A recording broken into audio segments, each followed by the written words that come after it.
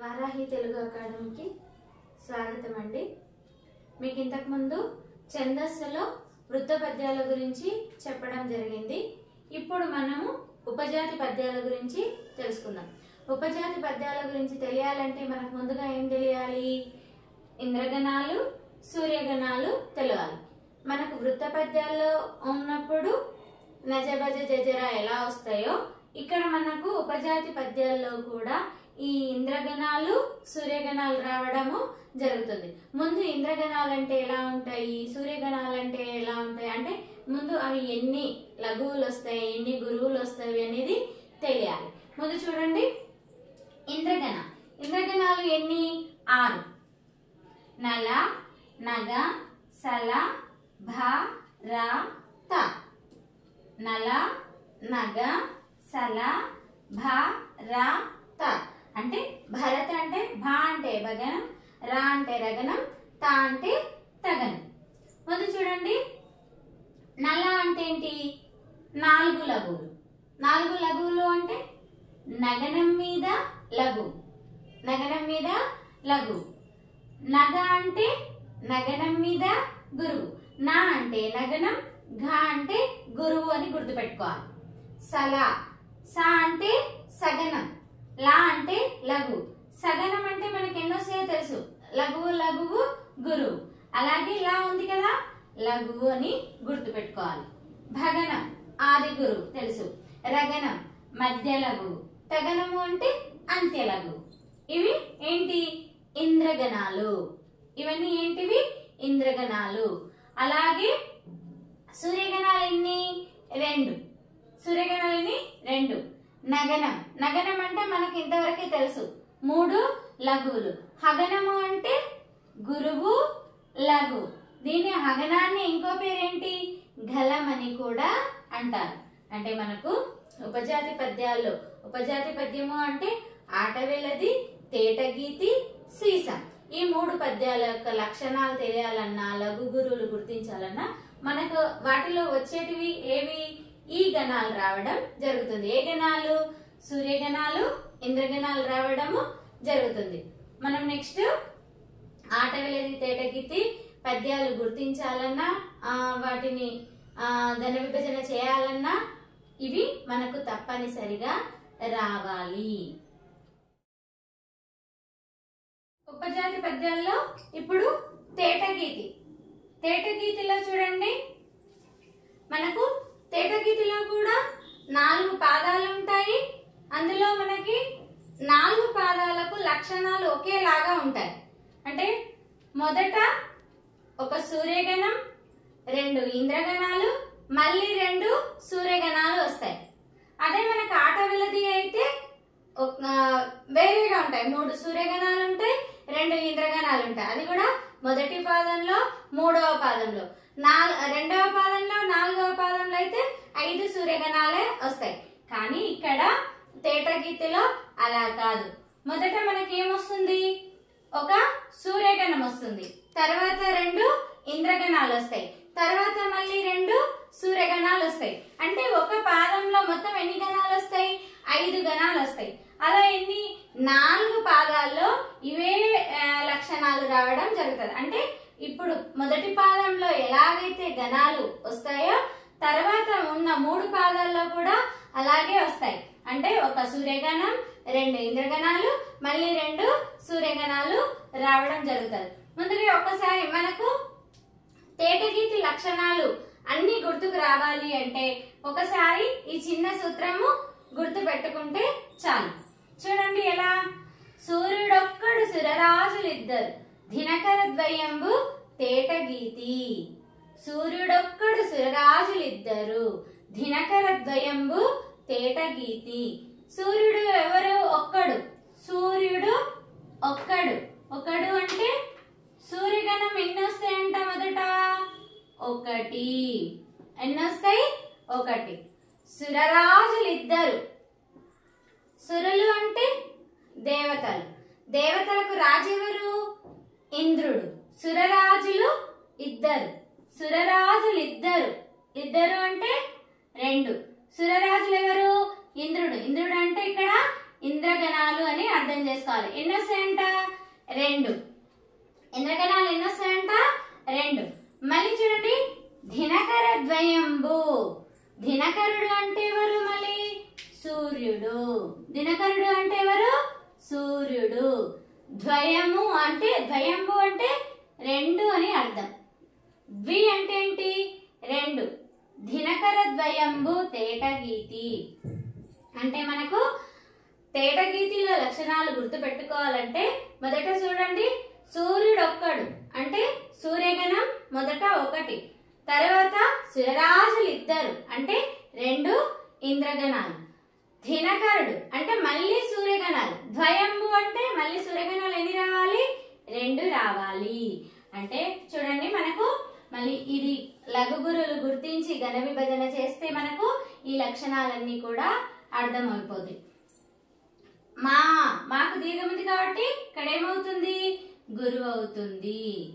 తర్వాత నా లఘువు, ధ లఘువు, ను లఘువు, ల లఘువు, లఘువు.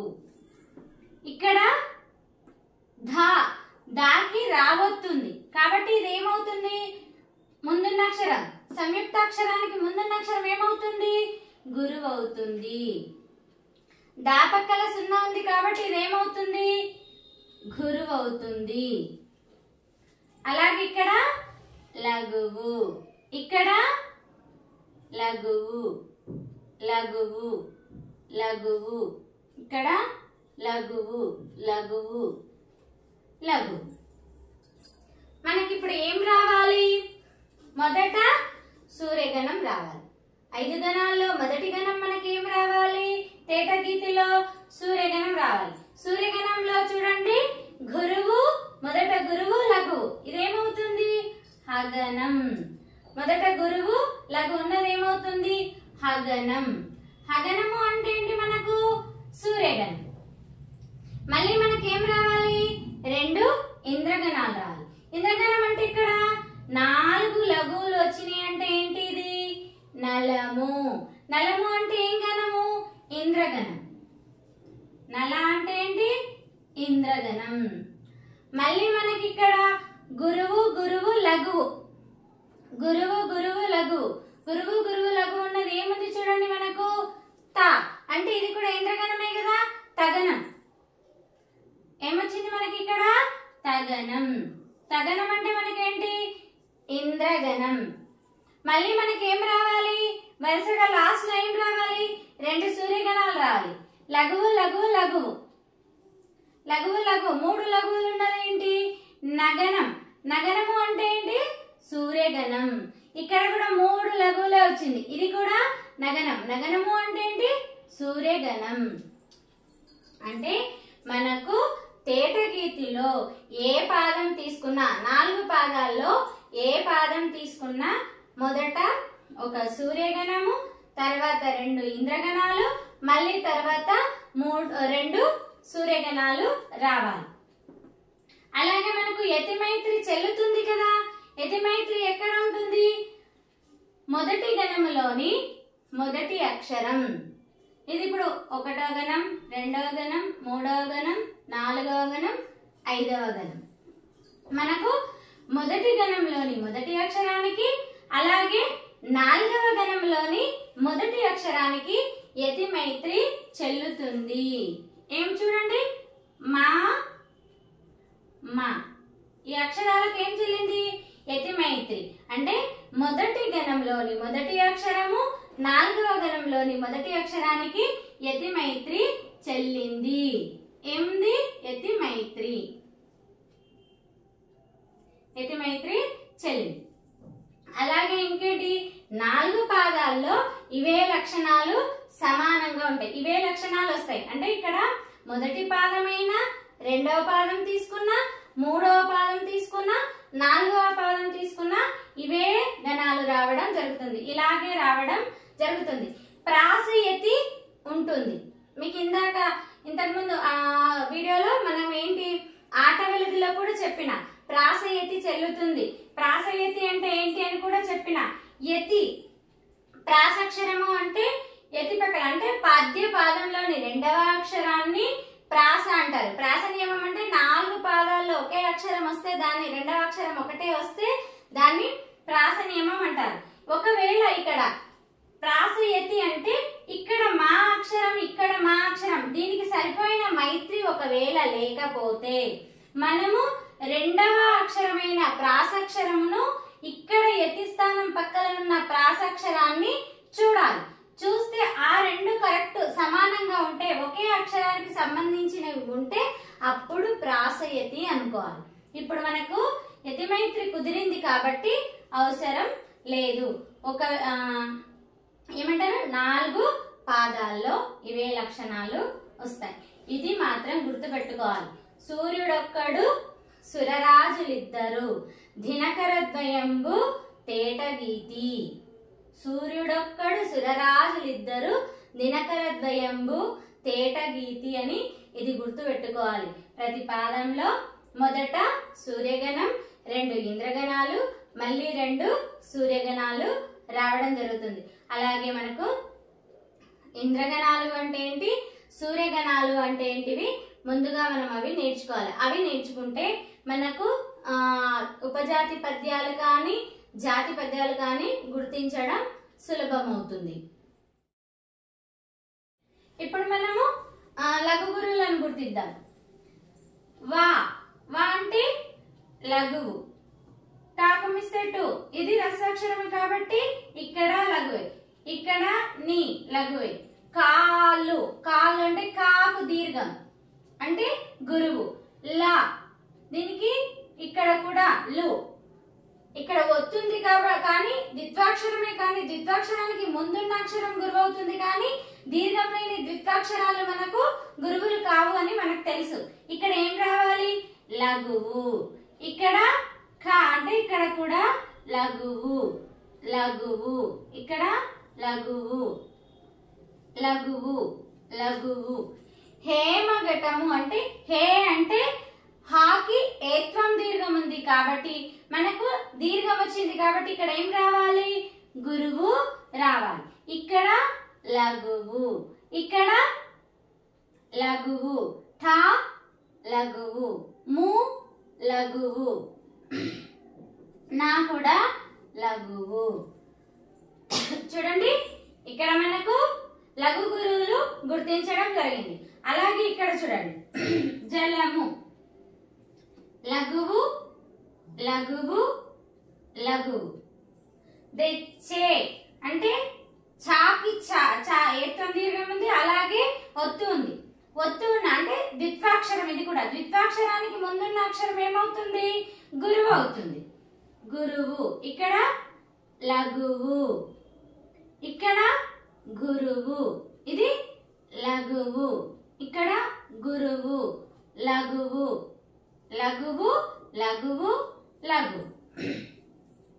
ఇప్పుడు మనము ఇది మొదటి పాదం అనుకుంటే, ఇది మొదటి పాదం అనుకుంటే ఇక్కడ చూడండి, ఇక్కడ ఈ పాదంలో లక్షణాలు వేరే ఉంటాయి, ఇక్కడ ఘన విభజన వేరే ఉంటది, ఇక్కడ ఘన విభజన వేరే ఉంటది. మనకు తెలుసు ఆల్రెడీ 1 3వ పాదంలో వేరుగా ఉంటాయి, 2 4వ పాదంలో వేరుగా ఉంటాయి. 1 3వ పాదంలో ఎలా ఉంటాయి, మనకు 3 సూర్యగణాలు రావాలి వరుసగా, 2 ఇంద్రగణాలు రావాలి. అలాగే 2 4వ పాదాల్లో మనకు ఎలా రావాలి, 5 సూర్యగణాలే రావాలి. చూడండి ముందు మనకు 3 మనకు సూర్యగణాలు రావాలి అంటే ఇక్కడ చూడండి 3 లఘువులు ఉన్నది ఏమవుతుంది, నగనం. నగనము అంటే ఏంటి, సూర్యగణం. ఇదేంటి నగనం. నగనము అంటే ఏంటి, సూర్యగణం. అలాగే ఇక్కడ హగనం, హగనం వస్తుంది. గురువు లఘువు, హగనము అనొచ్చు, ఘలం అనొచ్చు. ఘలం అంటే ఘ అంటే గురువు, లా అంటే లఘువు అని గుర్తుపెట్టుకోవాలి. దాన్ని ఏమనాలి, ఇంకో పదం హగనం అనాలి. ఇక్కడ హగనం, హగనం గురువు లఘువు. హగనం అంటే ఏంటి, మనకు సూర్యగణం. హగనం అంటే ఏంటి, సూర్యగణం. ఇదొక సూర్యగణం. మళ్ళీ మనకి ఏం రావాలి, మళ్ళీ సూర్యగణమే రావాలి. మళ్ళీ సూర్యగణమే రావాలంటే ఏంటి, 3 లఘువులు ఉన్నది ఏంటి, నగనం. నగనం అంటే ఇది కూడా మనకు సూర్యగణమే. ఇది కూడా మనకి ఏమవుతుంది? సూర్యగణం. తర్వాత మళ్ళీ మనకి ఏం రావాలి? 2 ఇంద్రగణాలు రావాలి. మళ్ళీ మనకి ఏం రావాలి? 2 ఇంద్రగణాలు. అంటే 3 సూర్యగణాలు 2 ఇంద్రగణాలు రావాలి. మరి మనకు 2 ఇంద్రగణాలు రావాలంటే ఏంటి చూడండి, 4 తీసుకోవాల్సి వస్తుంది. ఇక్కడ చూడండి, ఇక్కడ ఎలా లఘువు లఘువు గురువు లఘువు ఎక్కడుంది చూడండి ఇంద్రగణాల్లో? సల. లఘువు లఘువు గురువు లఘువు ఎక్కడ? సల. సలము. సల అంటే సలము అని అర్థం. ఇది ఏంటి? ఇంద్రగణం. అలాగే 4 లఘువులు ఉన్నదేంటి? 4 లఘువులు ఉన్నదేంటి? నలము. ఇది కూడా ఇంద్రగణము. నల. ఇది ఏంటి? ఇంద్రగణము. ఇప్పుడు చూడండి, మనకు సూత్రం ప్రకారం వచ్చిందా లేదా? ఇనగణ త్రయంబు ఇంద్రద్వయంబు అంటే చూడండి, సూర్యుడు అంటే సూర్యగణాలు 1 2 3. నగనమన్నా సూర్యగణమే, హగనమన్నా సూర్యగణమే, మళ్ళీ నగనం అంటే సూర్యగణం. 1 2 3 3 గణాలు ఏమొచ్చినాయి మనకు? సూర్యగణాలు వచ్చినాయి. అలాగే సలము అంటే ఏంటి? ఇంద్రగణం. నలము అంటే ఏంటి? ఇంద్రగణం. అంటే మనకు ఆట వెలదిలో మొదటి పాదము 3వ పాదంలో వరుసగా 3 సూర్యగణాలు 2 ఇంద్రగణాలు వరుసగా గుర్తు పెట్టుకోవాలి. మొదటిగానే ముందు వరుసలోనే ముందుగానే మనకు 3 సూర్యగణాలు రావాలి. అంటే 1 2 3 వరుసగా 3 గణాలు సూర్యగణాలు రావాలి. తర్వాత 2 ఏం రావాలి? ఇంద్రగణాలు రావాలి. ఇక్కడ చూడండి, మళ్ళీ ఇది చూద్దాం. మనకేం రావాలి? 5 సూర్యగణాలే రావాలి. ఇది మొదటి పాదం అనుకుంటే, ఇది 2వ పాదం అనుకుంటే, మొదటి పాదంలో మనకి అన్న లక్షణాలు వచ్చినాయి. ఏవి అంటే 3 సూర్యగణాలు 2 ఇంద్రగణాలు వచ్చినాయి. మళ్ళీ మనకు 2వ పాదం తీసుకున్నా 4వ పాదం తీసుకున్నా ఏం రావాలి? 5 సూర్యగణాలే రావాలి. ఇక్కడ చూడండి, 3 లఘువులు ఏమవుతుంది? నగనం అవుతుంది. ఏమవుతుంది? నగనం. నగనము అంటే ఏంటి? సూర్యగణం. తర్వాత మనకు గురువు లఘువు ఏమవుతుంది? హగనం. మళ్ళీ గురువు లఘువు, ఇది కూడా హగనం. గురువు లఘువు, ఇది కూడా హగనం. ఇక్కడ లఘువు లఘువు లఘువు 3 లఘువులు ఉన్నది మనకేమవుతుంది? నగనం. అంటే ఇది కూడా సూర్యగణం. సూర్యగణం సూర్యగణం సూర్యగణం సూర్యగణం సూర్యగణం సూర్యగణం అంటే 5 సూర్యగణాలు రావడం జరిగింది. అలాగే ఆటవిధిలోని ఇంకో లక్షణం ఏంటి అంటే, మొదటి గణములోని మొదటి అక్షరము అలాగే 4వ గణంలోని మొదటి అక్షరానికి యతిమైత్రి చెల్లుతుంది. ఏంటి? మొదటి గణంలోని మొదటి అక్షరానికి 4వ గణంలోని మొదటి అక్షరానికి యతిమైత్రి చెల్లుతుంది. ప్రాస నియమం ఉండదు. ఇక్కడ ఉపజాతి పద్యాల్లో ప్రాస నియమం ఉండదు, కానీ ప్రాసయతి చెల్లుతుంది. ప్రాస నియమం ఉండదు, కానీ ప్రాసయతి చెల్లుతుంది. అంటే ఎలా? ప్రాసయతి అంటే ఏంటి అని అనుకోవచ్చు. ప్రాస నియమము అంటే ప్రాసక్షరం అంటే మనకేంటి?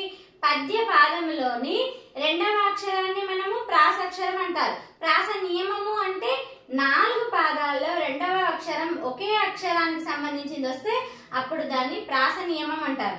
యతి అంటే మీకు తెలుసు, పద్య పాదంలోని మొదటి అక్షరాన్ని యతి అంటారు. ఇక్కడ యతి మైత్రి కుదిరింది. మరి ప్రాసయతి అంటే ఎట్లా వస్తుంది అంటే, ఒకవేళ మనకు మొదటి అక్షరం యతి కానా మనకు 4వ గణంలోని మొదటి అక్షరం యతి అక్షరం సేమ్ ఉండాల్సిన అక్షరాలు ఉండకపోతే, మైత్రి కుదరకపోతే అప్పుడు మనం ఏం చూడాలి?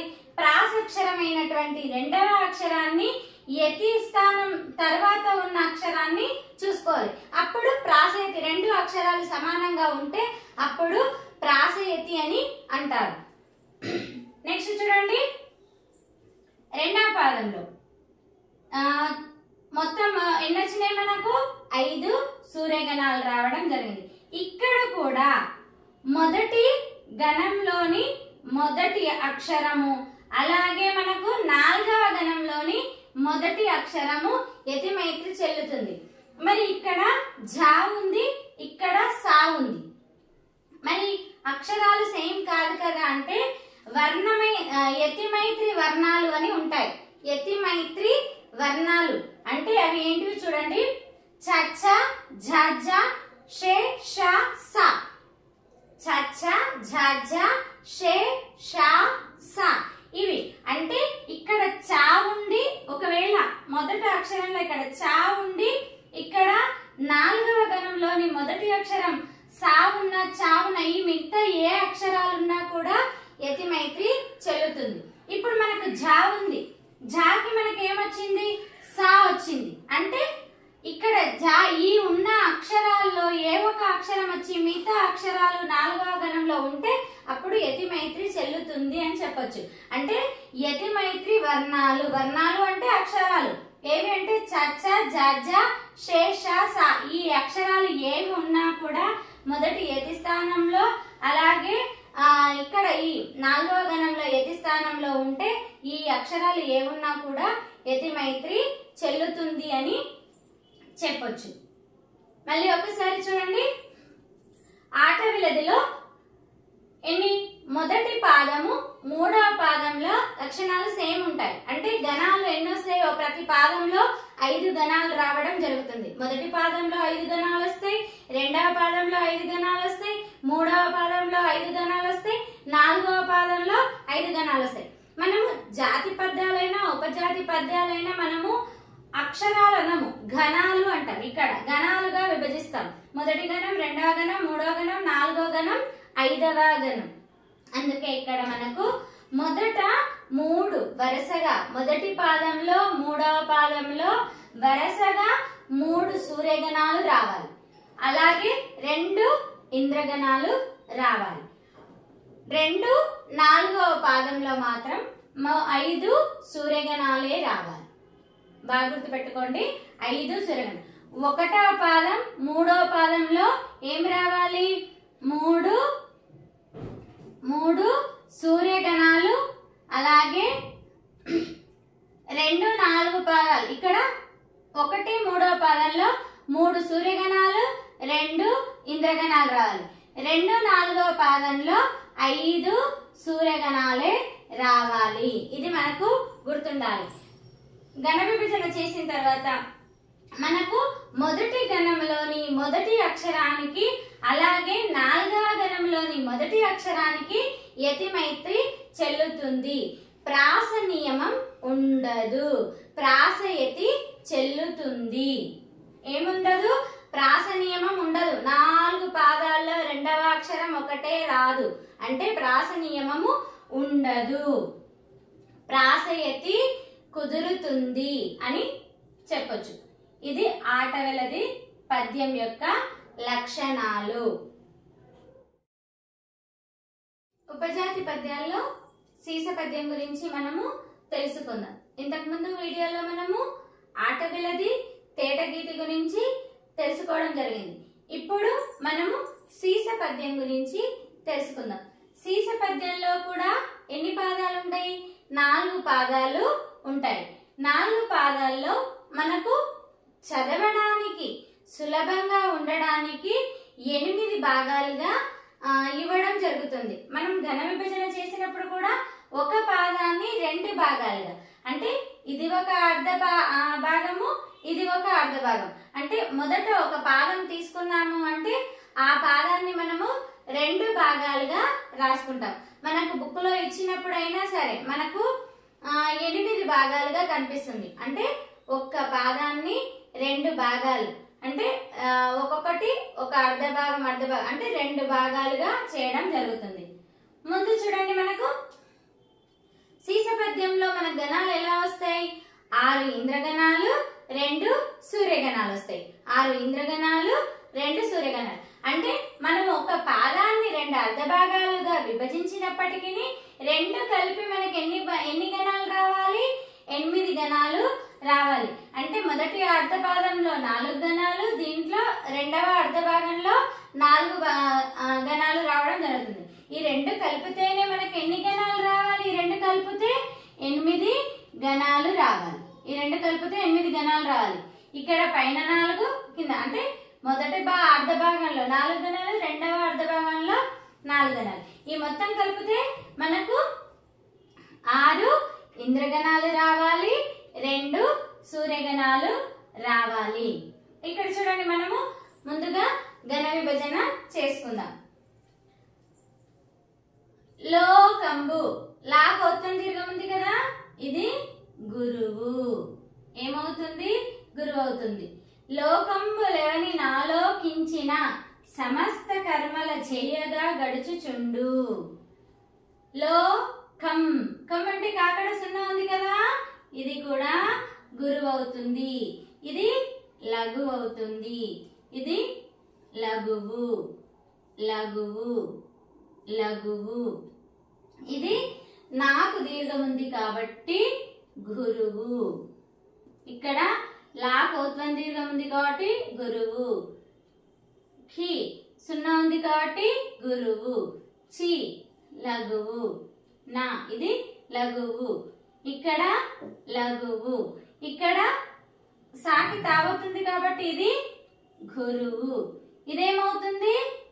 లఘువు. మొదటి అర్ధపాదము మనకి లఘు గురువులు గుర్తించడం అయిపోయింది.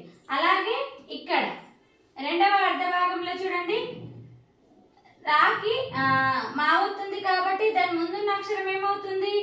గురువు. ఇక్కడ ఏమవుతుంది? లఘువు. ఇక్కడ లఘువు. ఇది ఝా కేత్వం దీర్ఘం ఉంది కాబట్టి గురువు.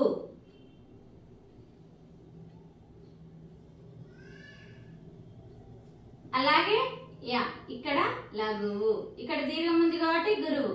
ఇక్కడ లఘువు, లఘువు, లఘువు, గురువు. ఇక్కడ లఘువు. ఇప్పుడు మనము గణ విభజన చేయాలి. మనకు మొదట ఏం రావాలి?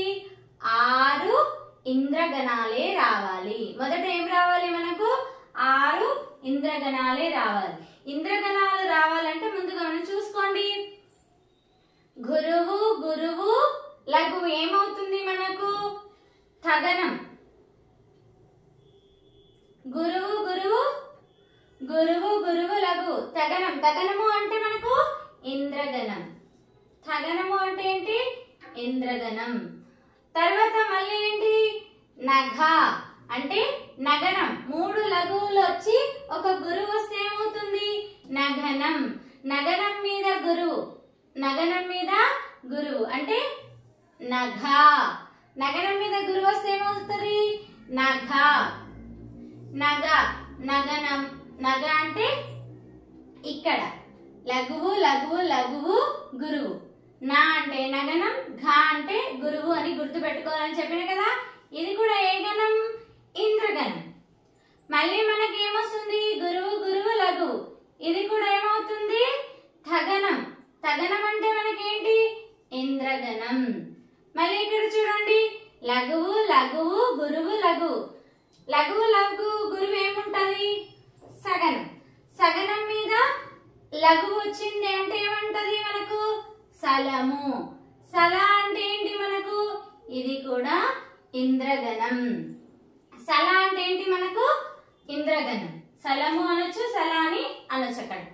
తర్వాత మళ్ళీ ఏం రావాలి? మళ్ళీ మనకు ఇప్పటికి ఎన్ని వచ్చినాయి? 1, 2, 3, 4.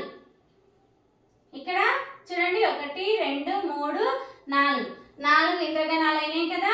ఇంకా మనకి ఎన్ని రావాలి? 2 రావాలి. గురువు, లఘువు, లఘువు.